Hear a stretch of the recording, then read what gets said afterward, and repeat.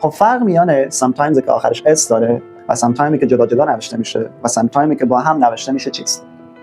sometimes که آخرش s داره یعنی بعض مواقع occasionally not always. مثلا I sometimes go out to eat. بعض مواقع برای خوردن غذا بیرون میرم. sometime که آخر جدا جدا نوشته میشه دقیقاً هم مثل خودش معنیش هم جدا جداه. مثلا I need some time to think about it.